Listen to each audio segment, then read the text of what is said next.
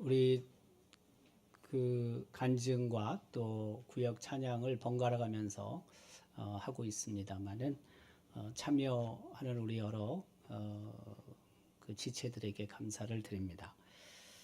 그 오늘 우리가 할 인물은 느헤미야입니다. 잘 알고 있는 인물인데 느헤미야는 정치가입니다. 그 유대 총독으로 온 사람이죠. 그럼에도 불구하고 하나님의 말씀, 그 말씀을 기초로 해서 남유다를 개혁했던 사람입니다.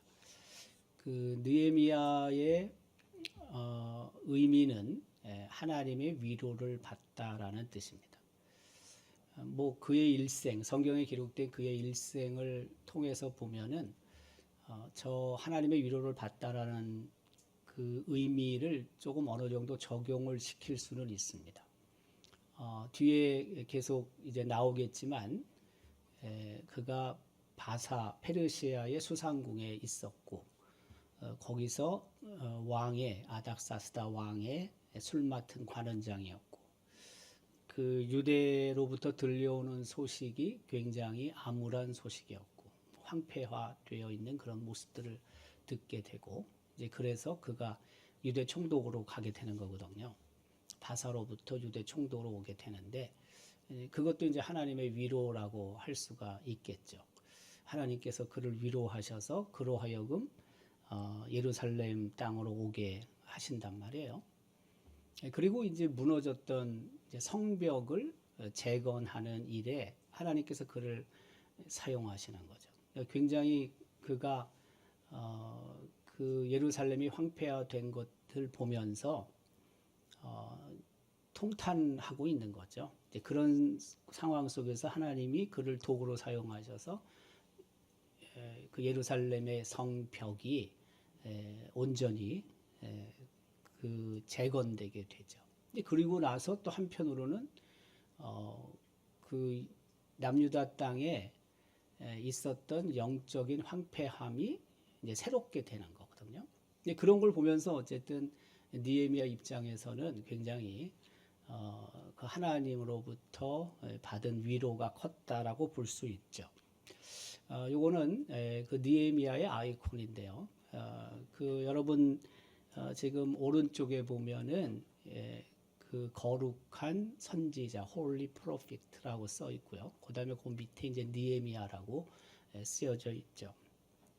어쨌든 그가 하나님의 귀한 도구였던 것은 사실입니다. 그 활동했던 시기와 지위는 잠깐 언급했지만 페르시아 왕 아다사스다의 술 맡은 관원장이었다라는 사실을 느헤미야 1장 1절 그리고 11절에 기록이 되어 있습니다.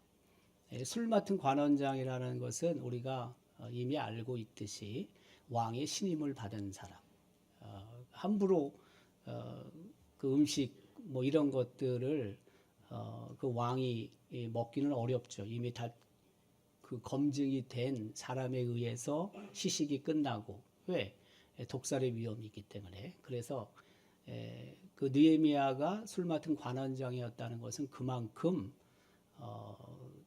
그 왕에게 신임을 받고 있는 존재다라는 것을 우리는 알아야 합니다. 특별히 그 느헤미야가 이제 3차 포로 귀환의 지도자로 그 바사에서 페르시아에서 예루살렘 유대 땅으로 오게 되는 거죠. 근데 그 배경이 있잖아요. 동기가 있잖아요. 앞서 언급한 것처럼 예루살렘 소식을 듣습니다. 그 느헤미야 1장 2절 3절에는 그렇게 기록합니다. 내 형제 가운데 하나인 하나니가 두어 사람과 함께 유다에서 내게 이르렀기로 내가 그 사로잡힘을 면하고 남아있는 유다와 예루살렘 사람들의 형편을 물은즉 그들이 내게 이르되 사로잡힘을 면하고 남아있는 자들이 그 지방 거기에서 큰 환난을 당하고 능욕을 받으며 예루살렘 성은 허물어지고 성문들은 불탔다 하는지라. 그러니까 지금 엉망이 되어 있는 거죠. 엉망이 되어 있는 소식을 느헤미야가 듣고 이제 하나님 앞에 간절히 기도합니다.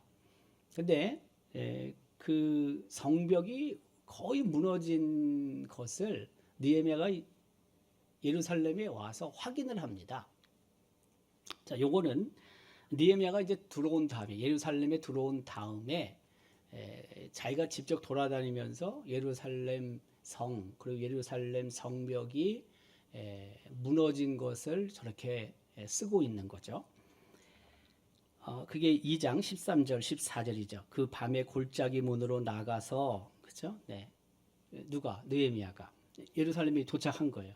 이건 이제 제가 뒤에 있는 본문을 쓰기지만은 그 용정으로 본문에 이르는 동안에 보니 예루살렘 성벽이 다 무너졌고 성문은 불탔더라.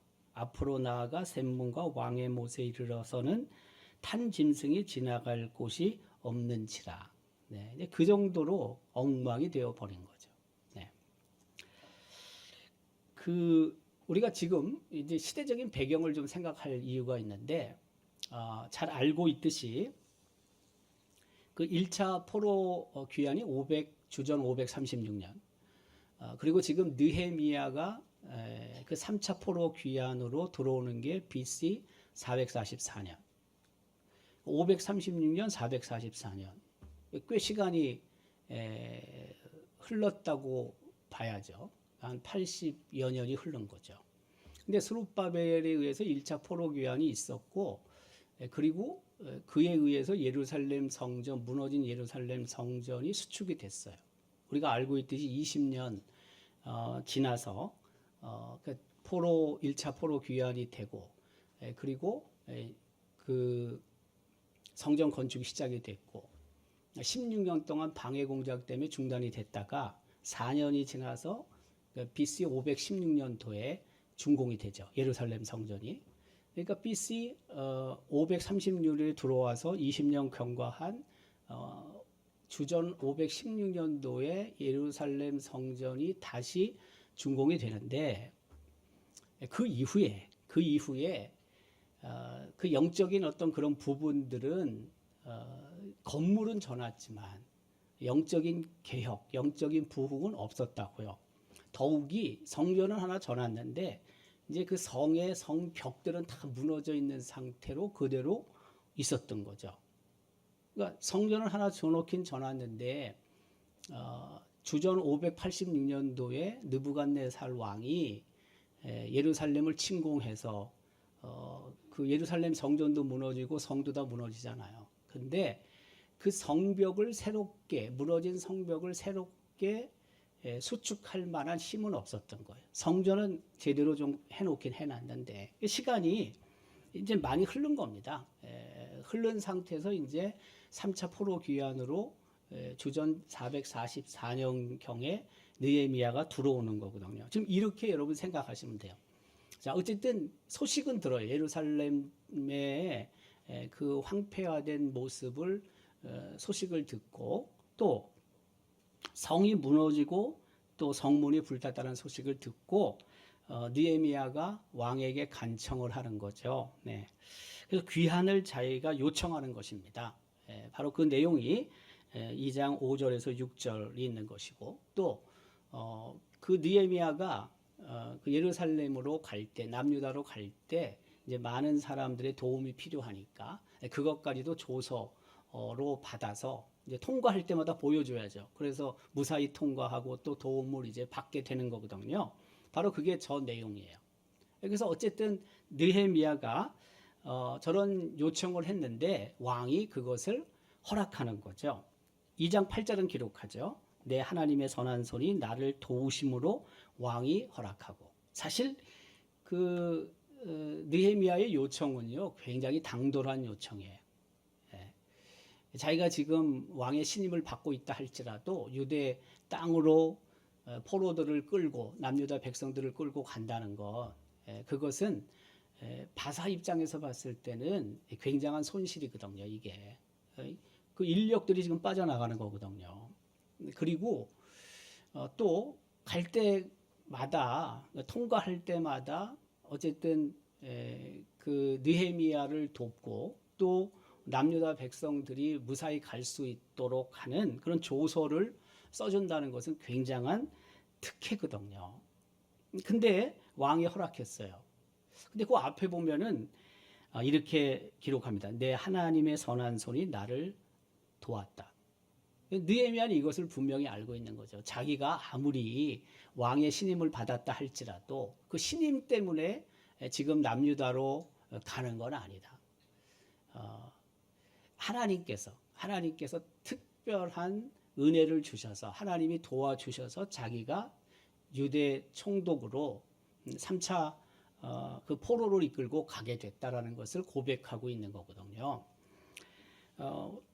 사실 뭐 왕의 신뢰를 받으면 뭐 그렇게 생각하겠어요. 내가 왕과 친하니까 왕이 나를 그만큼 믿고 있으니까 내가 이런 특혜를 받는다라고 생각을 할 텐데 느헤미야는 그렇지가 않아요. 느헤미야는 이 마음 깊은 그 속에 하나님의 도움 없이는 이게 불가능하다라는 것을 알고 있었고 또 이것을 고백하게 됐죠. 우리 삶도 사실 그렇죠. 뭐 우리가 여러 가지 조건들을 갖추어서 일이 되는 것 같아도 실제는 그 깊은 내면 속에는 하나님의 도우심, 하나님의 은혜가 있었기에 사실은 그 일들이 이루어지고 또 그 모든 일들을 통해서 우리가 생각한 것 이상으로 더 잘 되는 경우들 우리가 많이 경험하거든요. 네. 근데 그게 바로 이 느헤미야의 고백처럼 하나님의 선한 손이 나를 도우셨다라는 고백이 우리에게 있어야 되는 거죠. 저길 보면은 지금 느헤미야가 그 백성들을 이끌고 이제 가는 부분 앞서 2차 포로 에스라에 의해서 이제 가는 거고 3차로 올라갔다 내려가는데 저 지도를 우리가 지금 보는 이유는 수산성 우측 맨 끝에 수산이 있잖아요. 그래서 그 수산성에 느헤미야가 살았다. 이제 저기서부터 출발해가지고 어쨌든 예루살렘에 온다. 근데 저 경로는 아니고 저 위쪽으로 니느웨까지는 올라가지 않지만 어쨌든 올라갔다가 내려오게 되죠. 자, 예루살렘에 느헤미야가 도착하게 됩니다. 그게 느헤미야 2장 10절 11절의 내용입니다. 이스라엘 자손을 흥황하게 하려는 사람이 왔다 함을 듣고 심히 근심했다. 근심하는 사람이 있었던 거죠. 그런데 그 이스라엘 자손을 흥황하게 하려는 사람이 누구냐면 느헤미야죠. 느헤미야. 근데 그 사람이 왔다는 소식을 듣고 이방인들 그리고 남유다가 잘 되기를 바라지 않던 사람들 뿐만이 아니라 예루살렘 그 성전이나 성벽이 그 황폐된 상태로 그대로 있기를 원했던 사람들. 이 사람들은 근심하는 마음이 생겼어요. 11절은 내가 예루살렘에 이르러 머무른 지 사흘 만에 라고 기록하고 있습니다. 그러니까 도착한 겁니다. 지금 느헤미야가 이제 예루살렘에 도착한 것을 우리는 알 수가 있습니다. 도착한 후에 느헤미야는 바로 성벽을 재건하게 됩니다. 앞서 그 성벽 무너진 것을 여러분 한번 보시면 다시 보면 좋겠는데요. 네. 저기에 그 밤에 그죠? 골짜기 문으로 나가서 또 해서 예루살렘 성벽이 다 무너졌고 성벽이 무너졌잖아요. 지금 느헤미야가 하고자 하는 것은 저 무너진 성벽을 재건하는 일입니다. 느헤미야의 주된 사역은 무너진 성벽을 재건한 것입니다. 자, 성벽을 다시 재건하는 일을 느헤미야가 예루살렘에 와서 이제 시작하는 거죠. 저것도 뭐 꼭 그때 무너진 것을 표시하는 건 아니지만 그러나 어쨌든 그 성벽이 무너진 모습들이 저러지 않았을까 이제 생각을 하게 되는 거죠. 그 성벽을 재건하고자 하는 공사를 하자라고 느헤미야가 했을 때 찬성하는 사람이 당연히 있죠. 2장 18절은 그 기록하고 있습니다. 또 그들에게 이 방백들입니다. 하나님의 선한 손이 나를 도우신 일과 왕이 내게 이른 말씀을 전하였더니 그들의 말이 일어나 건축하자 하고 모두 힘을 내어 이 선한 일을 하려 하매 라고 말하고 있죠. 이런 간증이 필요한 거죠. 느헤미야가 그 아닥사스다 왕의 술 맡은 관원장으로 수산성에 있었는데 자기가 예루살렘에 관한 이야기를 듣고 왕에게 그런 간청을 했을 때 왕이 어떻게 도왔는지를 이제 구체적으로 간증을 하는 거죠. 네. 그랬더니 왕이 허락했던 그 내용들을 또 이야기하게 되고 결국에는 그것을 들은 사람들이 힘을 얻어서 그동안 하지 못했던 그 성벽 재건 공사를 하자고 이제 요청을 하게 되는 거예요. 이 간증은 이렇습니다. 우리가 받은 은혜를 간증했을 때 그것을 들은 사람들이 용기와 힘과 위로를 얻게 되죠. 하나님이 어떻게 저 사람을 통하여 일하셨는지, 저 삶 속에 하나님이 어떻게 역사하셨는지를 깨닫게 되고, 그리고 내 삶과 연결시키죠. 그래서 우리는 어떻게 됩니까? 그 연결된 상태 속에서 하나님이 저렇게 저 사람에게 일하시는데 내 삶 속에서도 하나님이 이런 은혜를 베푸시겠구나. 이런 것들을 우리가 간접적으로 체험하는 거예요. 그래서 이 간증이 생각보다 힘이 있습니다. 내가 경험하지 못한 하나님을 경험하게 하고요. 내가 지금까지 느끼지 못했던 그런 하나님의 능력을 체험하게 해요. 우리가 모든 것을 다 경험하고 모든 것을 다 직접적으로 체험하면 좋겠지만 그렇지 못하거든요. 네. 그렇기 때문에 그 받은 은혜를 나누는 그 간증은 사실 계속 있어야 됩니다. 우리 구역 모임에서도 당연히 있어야 되지만 또 한편으로는 뭐예요? 우리 이 수요 저녁 예배라든지 그 밖에 다른 예배 시간에 이 간증을 당연히 해야 되고 그 간증을 통해서 우리는 새로운 하나님을 또 만나게 되는 거예요. 자, 그 성벽을 우리가 재건하자, 재건축하자. 이렇게 사람들이 이야기를 하지만 또 한편으로는 뭐예요? 반대하는 사람도 있습니다. 네. 하지 말자고 하는 사람도 있습니다. 그 대표적인 사람이 산발랏, 도비야, 게셈 이런 사람들이에요. 이 사람들이 뭐라 그래요? 우리를 업신여기고 우리를 비웃었다고 기록하고 있습니다. 너희가 하는 일이 도대체 뭐냐? 니들이 바사왕, 페르시아 왕을 배반하려고 하느냐? 이렇게 이야기를 하는 거죠. 그러나 그와 같은 반대 의견이 있지만 그 성벽을 재건하는 것이 하나님의 뜻이라고 느헤미야는 생각한 거예요. 왜? 출발할 때부터 그걸 하려고 작정하고 온 거거든요. 그리고 그것을 위해서 아닥사스다 왕도 허락을 한 거고요. 그리고 그 재건 공사를 위해서 필요한 것들을 다른 사람들이 제공해 줬거든요. 그래서 이제 공사가 시작이 되는 것입니다. 공사가 시작되는 것이 느헤미야 3장 1절 그리고 32절까지 이제 공사가 계속 진행되고 있다라는 것을 말하고 있고요. 공사가 많이 진행이 되다 보니까 이 반대하는 무리들이요. 조금 더 극렬하게 대응을 합니다. 그게 바로 4장 7절, 8절 말씀입니다. 이 산발랏 같은 경우에는요, 계속해서 그 낙심하게 만드는 말들을 계속해서 합니다. 뭐라고 또 이렇게까지 얘기하자면요, 말을 듣지 않으면 바사 왕에게 반역해서 스스로 왕이 되려고 한다고 고하겠다. 이미 다 허락받고 온 거거든요. 이 부분에 대해서. 그러니까 이 산발랏이 이런 얘기해도 느헤미야 입장에서는요, 들을 이유가 하나도 없어요. 이미 다 이야기가 됐고 또 왕이 그렇게 하도록 허락해서 3차 포로 그 귀환이 이루어진 것이고 들어와서 예루살렘 그 성벽을 재건하고 있는 거거든요. 근데 이 산발랏이 이렇게 강하게 나오니까 그 이야기를 들은 사람들 중에 낙심하는 사람이 생기게 됩니다.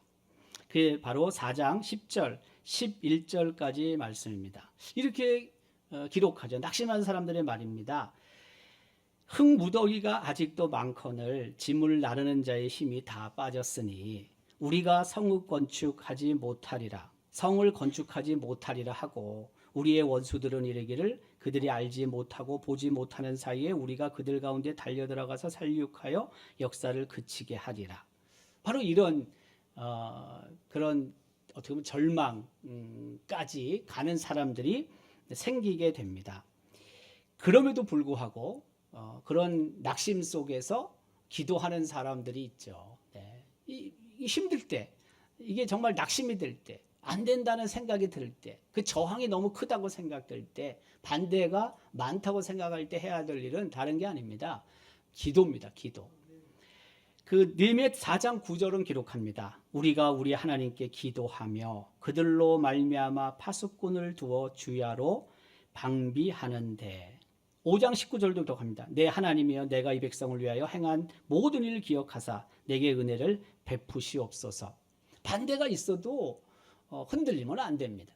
하나님의 일은요 시련은 있지만 실패는 없다. 우리는 그것을 언제나 잊어서는 안 됩니다.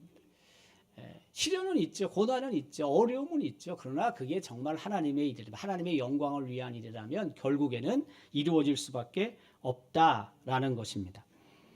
느헤미야는 계속해서 그런 그 굳건한 믿음을 가지고 자신에게 맡겨진 사명을 감당했던 것입니다.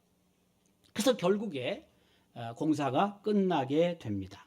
그게 바로 느헤미야 6장 14절부터 16절까지 말씀입니다. 그 15절은 이렇게 기록합니다. 성벽 역사가 52일 만인 엘룰월 25일에 끝남에, 그렇죠? 네, 끝난 겁니다.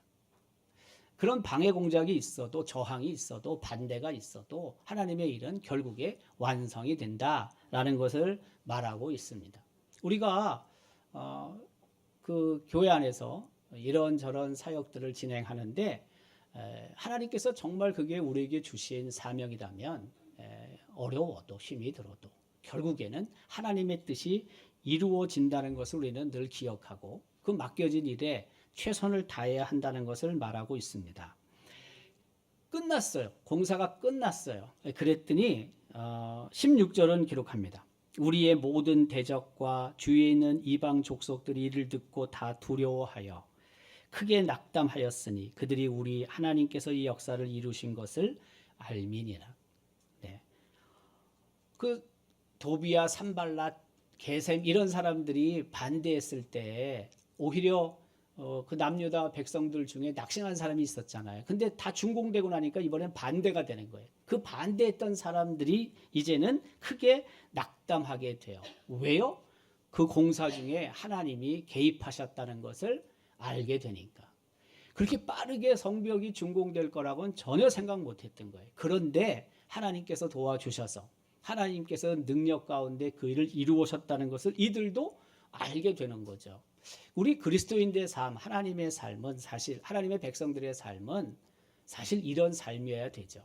우리가 가진 게 별로 없어도 우리가 별로 능력이 없는 것처럼 세상 사람들의 눈에 비춰졌다 할지라도 하나님의 일을 이루어 갈 때 하나님께서 개입하셔서 그 일을 이루시는 것을 주변의 사람들에게 나타내 보이는 것, 내가 뭐 그것을 보이고자 해서 보이는 게 아니라 하나님께서 그렇게 이끌어 가시는 것들이 주변 사람들에게 나타날 때 하나님의 이름이 높여질 뿐만이 아니라 결국에는 우리 역시 하나님이 이 사람들을 통해 이루셨구나 라는 것을 보게 되는 거죠. 자, 끝났습니다. 저거 그림은 많이 봤는데요. 우리가 수문, 뭐 분문, 또 양문, 또 어문 이제 그런 내용들이 있습니다. 그래서 성벽이 이제 다 준공이 된 겁니다. 그리고 나서 이제 1차 개혁이 시작이 되는 것입니다. 지난 주 수요일에 우리가 수문 광장 앞에서 에스라가 율법석을 읽었을 때 많은 사람들이 아멘 아멘으로 받아들이고 그리고 그 말씀이 충만했던 것을 우리는 알고 있습니다. 바로 그 내용이고요. 특별히 그 8장 5절 6절 이렇게 기록합니다. 에스라가 모든 백성 위에 서서 그들 목전에 책을 펴니 책을 펼 때에 모든 백성이 일어서니라. 에스라가 위대하신 하나님 여호와를 송축하며 모든 백성이 손을 들고 아멘 아멘 하고 응답하고 몸을 굽혀 얼굴을 땅에 대고 여호와께 경배하니라. 참 이 말씀을 받는 그 남유다 백성들의 모습을 우리는 볼 수가 있습니다. 지금 여러분 한번 다시 생각해 보면요. 536년도 주전 536년도에 1차 포로 귀환이 있었습니다. 536년도에 그리고 458년도에 2차 포로 귀환이 있었습니다. 그건 에스라에 의해서 주도하여 들어왔어요. 그러고 나서 444년도에 다시 3차 포로 귀환이 있고 그 3차 포로 귀환이 있은 후에 성벽이 재건이 되고 나서 1차 개혁이 생기는 거예요. 그러니까 이미 에스라는 들어와 있는 거예요. 느헤미야는 3차로 들어와서 이 성벽을 재건해 놓고 중건해 놓고 그래서 뭐예요? 이 하나님의 말씀이 에스라에서 선포되기 시작했고 그 말씀을 들은 남유다 백성들이 깨지게 된 거죠. 그 말씀에 큰 은혜를 받게 되고 그리고 그 말씀 앞에 온전히 서게 되고 삶이 조금 변화되기 시작하는 거예요. 이제 그 내용을 얘기하는 거예요. 에스라가 율법서를 읽게 되는 거죠. 밑에 이제 사람들이 쭉 있겠죠. 그래서 특별히 하나님의 말씀을 잘 받은 남유다 백성들이 이제 초막절 행사를 하게 되는 거죠. 그 초막절에 관한 부분도 느헤미야 8장 15절, 16절, 17절에 기록이 되고 있죠. 근데 여기에도 그냥 초막절 우리가 알고 있지만 이스라엘 백성이 애굽에서 나와서 광야에서 40년 동안 생활하고 그리고 나서 하나님께서 초막절을 제정하셨잖아요. 그 광야 40년이 하나님의 은혜 없이는 지날 수 없는 그런 기간이었는데 그것을 나중에 이스라엘 백성들이 7일 동안 광야에서 텐트를 치고 살면서 하나님이 베푸신 은혜를 다시 기억하는 거잖아요. 근데 초막절 그 행사에도 하나님의 말씀이 이제 충만했던 겁니다.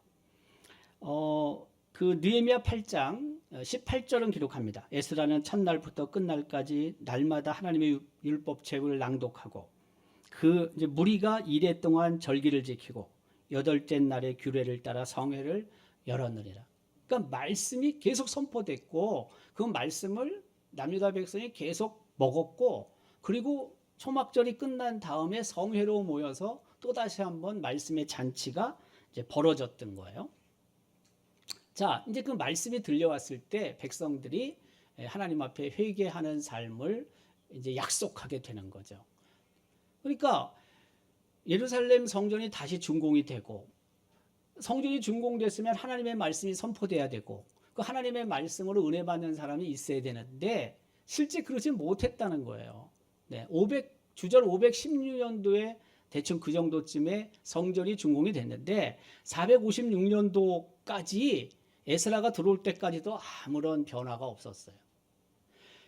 에스라가 들어오고 다시 또 한 12년이 지난 3차 포로가 들어왔을 때도 느헤미야가 들어왔을 때도 별로 움직임이 없었다고요. 근데 성벽을 준공해 놓고 나서 무슨 일이 벌어지냐면은 느헤미야와 에스라가 함께 결국에는 이 하나님의 말씀을 선포하는 읽게 되는 이런 일들이 벌어졌고 백성들이 이제 말씀으로 충만하게 되는 거죠. 이게 1차 개혁이에요. 근데 이제 2차 개혁도 있어요. 2차 개혁은 뭐냐면 어쨌든 들어와서 느헤미야가 그 총독의 역할을 잘 하는데 그가 다시 수산성으로 가요. 근데 정확하게 언제 갔는지는 모르지만 어쨌든 갑니다. 느헤미야 13장 6절은 기록하죠. 그때에는 내가 예루살렘에 있지 아니하였느니라. 바벨론 왕 아득사스다 32년에 내가 왕 앞에 나아갔다가 며칠 후에 왕에게 말미를 청하고 그건 뭐예요? 계속 예루살렘에 있었던 건 아니라는 거예요. 네. 어쨌든 다시 들어가는 거예요. 들어갔다가 거기에 얼마나 있었는지 모르지만 다시 이제 예루살렘으로 들어와요. 네. 내용이 이제 그런 의미라고 우리가 볼 수 있겠죠.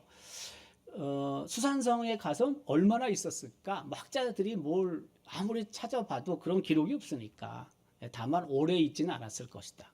이제 그렇게 생각을 하죠.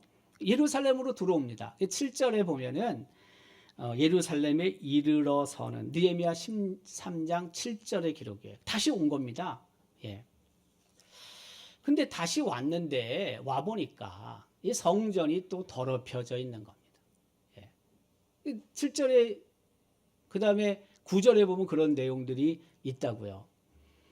성전 안에 그 도비아가 어떤 놈이에요? 이놈이 성전 그 반대에 했던 놈 아닙니까? 이놈이. 네. 근데 그 도비아를 위한 성전 안에 방을 하나 또 마련해 놓고 말이에요. 네. 뭐 정말 이 도비아가 뭐 회개를 하고 뭐 그래서 설령 그랬다 하더라도 어떻게 하나님 전에 사람 그 사람을 위한 방을 만들겠어요. 말도 안 되는 거지. 그만큼 지금 엉망이 또 돼 있다라고 생각하면 됩니다. 그 성전이 더럽혀지는 것입니다. 안식일도 더럽혀집니다. 안식일도. 그것도 느헤미야 13장 15절, 16절, 17절은 기록하죠. 이렇게 기록해요. 그때에 내가 본즉 유다에서 어떤 사람이 안식일에 술틀을 밟고 곡식단을 나귀 위에 실어 운반하며 포도주와 포도와 무화과와 여러 가지 짐을 지고 안식일에 예루살렘에 들어와서 음식물을 팔기로 그날에 내가 경계하였고 또 두로 사람이 예루살렘에 살며 물고기와 각양 물건을 가져다가 안식일에 예루살렘에서도 유다 자손에게 팔기로 내가 유다의 모든 귀인들을 꾸짖어 그들에게 이르기를 너희가 어찌 약한 악을 행하여 안식일을 범하느냐. 네. 바로 그 내용이거든요. 이게 지금 안식일을 범해요. 성전을 더럽혀요. 안식일을 범해요. 그걸 느헤미야가 보게 되는 거죠. 뿐만이 아니라 가정도 더럽혀졌어요. 네, 가정도 더럽혀졌어요. 이거는 24절, 25절의 기록입니다.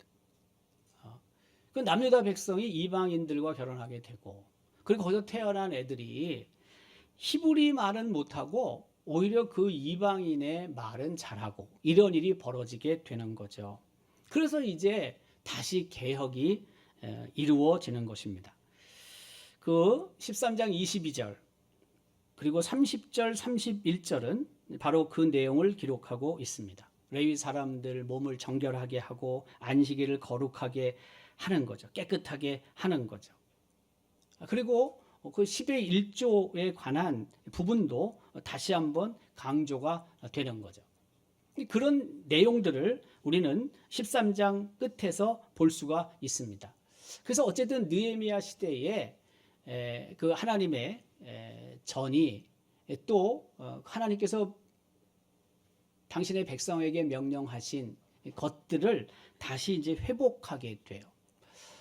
근데 그 회복이 됐다 하더라도 사실은 그게 그렇게 잘 지속이 안 돼요. 뭐 정확하게 언제 다시 또 더럽혀지고 또 죄가 또 만연하고 그렇게 됐는지 모르지만 그러나 중요한 것은 예수님이 오시기 전까지 그 중간 시대가 한 400년 되는데 말라기 선지자 이후에 근데 그 중간 시대의 기록들을 보면은 여전히 남유다 백성들이 하나님 앞에 큰 죄를 짓고 있는 것은 분명해요. 근데 중간중간 어쨌든 개혁을 통해서 죄를 깨닫게 되고 또 죄를 하나님 앞에 고백하게 되고 다시 성결해지려고 하는 그런 정결해지기 위한 개혁의 모습들은 분명히 있었던 거죠. 우리도 그런 거 아니에요. 우리도 그러면 뭐 평생 성결하게 삽니까? 네. 하루도 보면은 하루 종일 우리가 그렇게 성결한 모습으로만 사는 건 아니다. 또 이렇게 롱텀으로 보면은 또 어떨 때는 우리가 더 하나님께 가까이 더 하나님을 의지하고 하나님 말씀에 순종하며 살지만 또 어떤 때는 영적인 슬럼프가 있다. 우리도. 물론 이게 그냥 일관되게 정말 하나님이 기뻐하실 만한 삶을 쭉 살아가면 참 좋겠지만 그렇지 못한 경우들이 생각보다 꽤 있습니다. 단기적으로 보면 단기적으로, 장기적으로 보면 장기적으로 그런 부분들이 있는데 중요한 것은 순간순간 우리가 깨끗해지고 또 성결해지고 더 하나님 말씀에 순종하며 살아가려는 그런 나름대로의 그런 모습들이 우리에게 반드시 있어야 되는 거죠. 이 느헤미야의 개혁은요, 바로 그런 걸 우리에게 보여주고 있는 거예요. 우리 삶 자체가 어쨌든 하나님께서 원하시는 삶으로 전환되는 그런 과정들이 꼭 있어야 된다. 필요하다라는 것을 말하고 있는 거죠. 두 가지 교훈을 우리는 볼 수가 있습니다. 앞서 언급했지만 하나님의 일에는 시련은 있지만 실패는 없다라는 사실입니다. 하나님의 성벽이 무너져 있었고 오랜 세월 동안 느부갓네살 왕이 공격을 하고 예루살렘 성전이 회파당하고 예루살렘 성이 무너지고 그게 주전 586년. 그리고 그 느헤미야가 예루살렘에 도착한 게 주전 442년. 빼보면 586에서 444를 빼면 여긴 2고 여기는 2고 여긴 1이죠. 한 120년. 네. 그 정도 맞죠? 네. 그 정도 되는 거잖아요. 물론 스룹바벨에 의해서 1차 포로 귀환 주전 586년 이 정도를 잡는다 하더라도 그때 뭐 조금 어디 손을 봤다 하더라도요. 586 빼기 444 하면은요. 네. 얼마예요? 네. 100 얼마 되잖아요. 네. 이게 생각보다 536이 1차 포로 귀환이잖아요. 536 빼기 444 해도요. 이게 2에다 92년쯤 되잖아요. 네. 그러니까 굉장히 오랫동안 황폐화되어 있었던 거예요. 네. 근데 그걸 보면서도 누군가 뭔가 좀 해야 되는데 잘 안 해요. 네. 그냥 남의 일 같이 생각해요. 그러니까 실질적으로 어떤 하드웨어만 잘 갖추어졌다고 되는 건 아니다. 그러나 또 하드웨어를 그냥 그렇게 막 엉망인 상태로 놔두는 것도 옳은 건 아니다. 그런 거거든요, 우리가. 하나님의 전도 그렇단 말이에요. 지난번 이야기를 했지만은 하나님의 전을 우리가 잘 어쨌든 지어놔야 되죠. 네, 그렇다고 해서 뭐 그게 그렇게 뭐 사치스럽게는 아니지만 그래도 우리가 예배를 하나님 앞에 드리고 또 우리가 여러 사역들을 진행할 수 있을 만한 그런 하드웨어가 필요한 거예요. 그래 그 하드웨어가 있다고 그래가지고 안에 있는 소프트웨어가 사역들이 다 그냥 되는 건 아니에요. 사역은 또 사역대로 진행이 돼야 돼요. 두 개가 잘 맞물려 있어야 되는 거죠.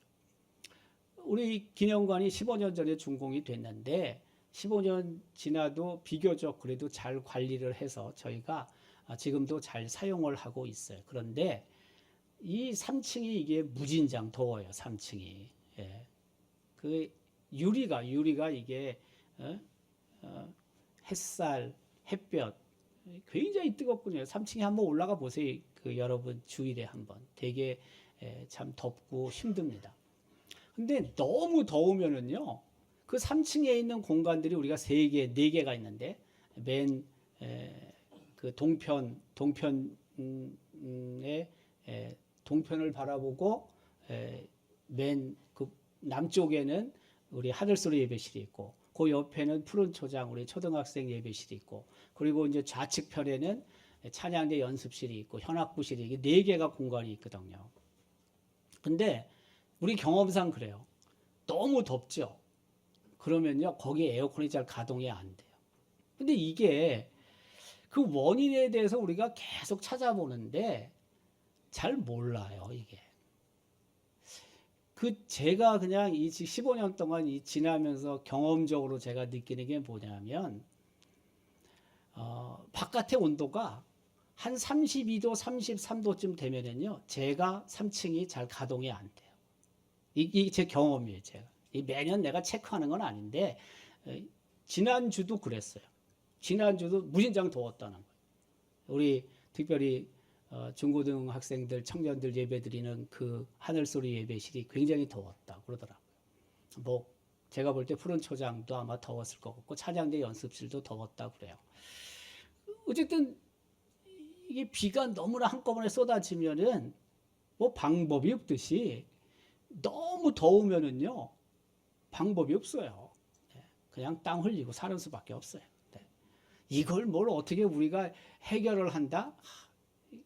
저는요, 예를 들어서 한 100년 만에 한 번씩 오는 비 때문에, 100년에 한 번씩 올 만한 비 때문에 배수구 시설을 그렇게 다 갖춘다? 저는 실리적인 측면에서 별로 그게 맞다고 생각하지는 않아요. 물론 사람이 다치면 안 되지. 사람이 뭐 크게 문제가 생기면 안 되는데 그 정도가 아니라면요. 한 번 당하는 거예요. 100년에 한 번. 거기 투입되는 돈이 너무 많이 들어가요. 그게. 너무 많이 들어가는 거거든요. 예를 들어서 제가 처음 그 아틀란타를 갔을 때 아틀란타는 1년에 겨울에 한 번 정도 눈 와요. 한 번. 한 번이나 두 번 눈 오거든요. 영하로 내려가는 게 별로 없어요. 거의. 근데 만약에 한두 번 눈이 왔다. 한 두 번, 세 번 영하로 갔다. 그래가지고 뭐 제설차를 갖다가 쓰지도 않는데 저기다 재놨다가 그 1년에 365분의 1 혹은 1대 눈 왔을 때 그걸 갖다가 제설차가 나와서 쓰냐? 없습니다. 제설차 여러분 거기 그냥요 한 번 눈 오고 이틀 눈 오면은요 집에 그냥 있어야 돼요. 안 나갑니다. 그 슈퍼마켓도 안 갑니다. 왜? 그거 끌고 갔다가 자동차 사고 나니까 큰 사고 나니까. 그게 무슨 뜻이냐면은요 364는 놀고 있어야 되거든 그 차가. 그 도로가 얼마나 여러분 고속도로가 많고 집 앞에 도로가 얼마나 많은데 그것 때문에 제설차를 그 미국 돈 많은 미국도 쓰지 않습니다. 눈이 많이 오른 데나 쓰는 거지 그게. 저는 그렇게 생각해요. 실용적으로 봤을 때는요. 굳이 그걸 갖다가 해야 되냐. 그때 뭐 미리 눈 온다 그러면 슈퍼마켓에 가서 한 3일 먹을 거 일주일 먹고 사다 놓고 안 나가면 되지. 그걸 뭘 왜 안 쓰냐고. 그럴 게 뭐 있냐는 거야. 다만 이제 우리가 지금 기후 변화로 인해서 지금 굉장히 더워지는 게 많기 때문에 또 한편으로는 뭐 그때는 안 그랬으니까 지금은 제가 봤을 때 조금 더 이걸 조사해 봐야 되겠어요. 앞으로 그런 일이 더 많아질 테니까 더 힘들어질 테니까 제가 생각할 때는 좀 고민이 필요해요. 어쨌든 굉장히 더운 데서 지난주에 힘들게 보냈다는 거예요. 그래서 우리가 좀 뭔가를 대책을 세워보자. 그래서 찾아보고 있어요. 이 에어컨도 요새는 뭐 포터블 이동식 에어컨이 있다고 그러네. 네. 그런 것도 좀 찾아봐서 어쨌든 그 좀 더운 곳을 막아보고 또 지금 우리 왜 그 커튼이 있잖아요. 커튼 그 유리 큰 거 내려오는 커튼 그것도 좀 더 미리 커튼을 치고 그리고 원래 우리가 15년 전에 그 준공할 때 거기서 물이 흐르게 돼 있어요. 물이 위에서 물이 흘러가지고 열기를 조금 떨어뜨리게 만들었거든요. 우리도 생각 많이 했습니다. 그때 그거 건축할 때 여러분 그냥 한 게 아닙니다. 근데 이걸 하도 안 써가지고 호수가 다 썩었대. 사갔대. 우리가 하도 안 써가지고. 그래서 이걸 좀 고쳐가지고 물도 좀 계속 흐르게 해가지고 어쨌든 열기를 좀 떨어뜨려 보자. 대책은 세워야 될 거 아니에요. 그 3층에 있는 우리 중고등학생들, 청년들 또 우리 초등학생들 얼마나 힘들어요. 찬양대원 연습할 때 얼마나 힘들어요. 그래서 어쨌든 그렇게 해보려고 그래요. 포터블 에어컨도 좀 해보고 물도 좀 하여튼 뭐 안 되면 좀 많이 뿌리든지 뭐 많이 나오게 하든지 해봐서 하여튼 떨어뜨려 보자. 이제 그런 생각이 들어요. 잘 져야 돼요. 제가 봤을 때 하나님의 절은 잘 져야 되는데 그 잘 진 상태에서 우리가 또 프로그램을 잘 사용을 해야 돼요. 그래야지 이 두 개가 잘 연합해서 하나님의 교회를 더욱 세워갈 수 있게 되는 거죠. 두 번째는 뭐냐면 개혁은 날마다 계속돼야 된다는 거예요. 한 번 개혁했다고 끝나는 게 아닙니다. 그런 말 있잖아요. 개혁된 교회는 혹은 개혁교회. 우리가 개혁교회잖아요. 장로교회가 개혁교회거든. 리폼드 처치. 개혁된 교회. 된을 빼버리고 개혁교회라고 불러요. 개혁교회는 항상 개혁해야 한다. 항상 변화를 가져와야 된다. 왜? 변화 안 하면 그냥 그 자리에 머물러 있는 거거든요. 우리 개인도 똑같아요. 우리는 계속해서 성령의 역사 가운데 변화를 가져가야 되죠. 변화해야 되죠. 계속 새로워져야 되죠. 성령 안에서 새 사람으로 날마다 우리는 변화돼야 되죠. 교회도 그런 거예요. 교회도 계속 변화해야 돼요. 변화 안 하면은요, 과거에 발목 잡혀요. 조금씩이라도 우리는 계속해서 변화를 가져가야 되는 거죠. 사역도 변화가 돼야 되고요. 교회 건물도 조금씩이라도 변화해야 됩니다. 그렇지 않으면 그냥 어떻게 보면 그냥 이렇게 주저앉는 침체에 빠질 수밖에 없어요. 우리 교회가 어쨌든 건물도 안에 있는 것들도 계속해서 변화를 줘요. 지난 한 달여 동안 한 두 달, 두 달 가까이 동안 우리 관리부가 조금씩 뭐 수리하고 손본 게 A4 용지로 그 한 면이야, 한 면. 여러분은 잘 모르지만은 한 면을 갖다가 다 손을 봤어. 우리 관리부장이 건물 관리부장이 전희봉 장로님인데 전 장로님이 보고를 하는 걸 제가 보니까 야, 이렇게 뭘 많이 손을 봤나. 예, 두 달 동안. 진짜 A4 용지로 우리 보통 타이핑하는 글자 크기로 한 면이 되니까 한 면. 예, 그 정도로 여러분 손 안 보면은요 고물이 됩니다. 고물. 예, 계속 바뀌어야 되죠. 사역도 저는 그렇다고 생각해요. 하나님께서 우리 교회를 통해서 이루고자 하시는 여러 사역들인데 그것도 우리가 계속해서 리뉴해야 됩니다. 리뉴. 예, 새롭게 계속 만들어야 됩니다. 본질은 우리가 벗어나면 안 되는데 계속해서 리모델을 해야 되죠. 리모델링을 해야 되죠. 그렇지 않으면 안 되는 거예요. 근데 리모델링을 하는데 리모델링 가지고는 안 된다. 더 이상 리모델링 가지고는 안 된다. 그럼 어떻게 됩니까? 그거 철거하고요. 없애버리고 리빌드 해야 돼요. 다시 세워야 됩니다. 리빌드를 하지 않고요. 리모델링을 계속한다. 근데 안 돼요. 더 이상 수리가 안 돼. 근데 이걸 계속 갖고 있는다? 그러면 안 되는 거죠. 뭐가 되겠어요, 여러분? 어려워도 다시 세워야지. 네. 이게 굉장히 중요한 이 절차입니다. 과정이고. 우리 교회가 여러 사역들을 진행하는데 제가 봤을 때 이 사역은 더 이상 시대적으로 봤을 때 이건 더 이상 할 수가 없다. 이거는 이제 중단하고 끝내야 된다면요. 과감하게 끝내야 됩니다. 중단하고요. 새로운 사역을 또 시작을 해야 됩니다. 그게 리뉴예요. 리뉴. 예. 그래야지만 교회가 힘을 갖습니다. 계속해서 그냥 되지도 않는 걸 가지고 한다? 저는 별로 그러고 싶지 않습니다. 예, 과감하게 끊을 건 끊어야 되고 중단할 건 중단해야 되고 그 사역 중에 폐기 처분할 건 폐기 처분해야 됩니다. 그리고 다시 새롭게 만들어서 새로운 방향을 향해 나아가야 되는 거죠. 개혁은 날마다 계속돼야 된다. 성도는 날마다 변화해야 한다. 교회도 계속해서 변해야 된다. 그래야지만 교회가 삽니다. 살아남습니다. 다행히 우리 여러 교육자들과 또 우리 당회는 이런 새로운 일을 하는 거에 별로 우리가 두려워하지 않아요. 힘들긴 해요. 굉장히 힘들어요. 새로운 일을 만들어내고 새로운 사역을 또 시작하고 하는 것들이요. 생각보다 힘듭니다. 생각보다 힘든데 그게 어떤 면에서는 시대가 요청하는 사역이에요. 시대가 요청하는 사역이기 때문에 그 일을 우리는 이루어 가야 됩니다. 해야 합니다. 우리 이주민 사역에 대한 얘기도 계속하지만은 굉장히 어렵습니다. 이주민들.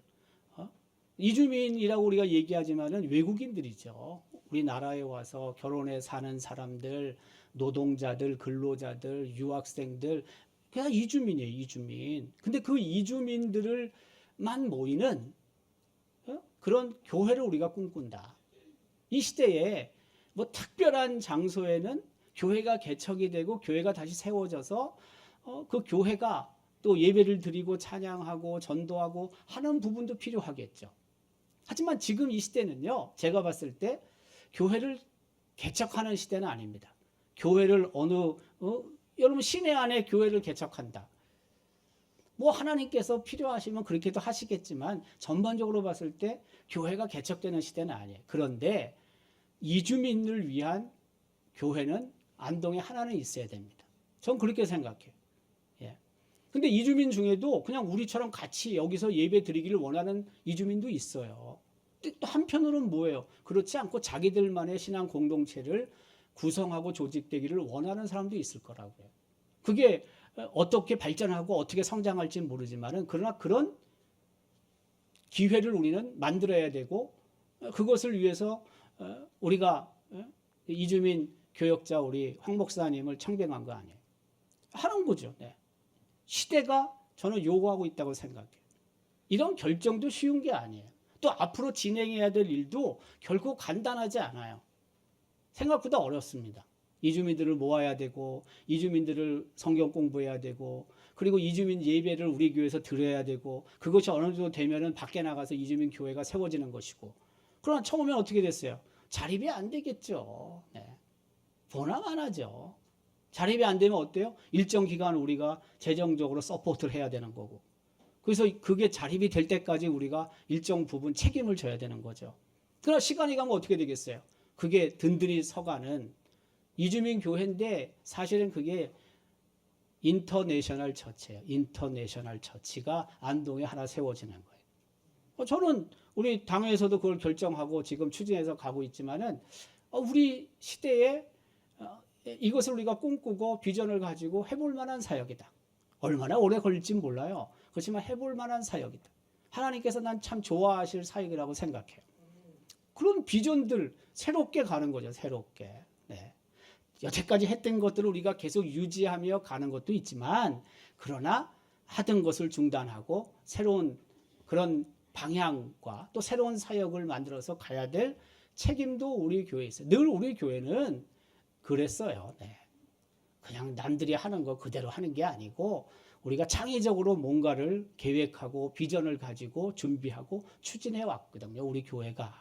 그게 우리 이 지역의 모교회, 어머니 교회, 중심교회 역할을 우리가 여태까지 해온 거예요. 그걸 우리는 계속 해 나가는 거예요. 예수님이 오실 때까지. 그래야지만 교회가 영적인 리더십을 이 지역에서 혹은 지역을 넘어 갖게 되는 거죠.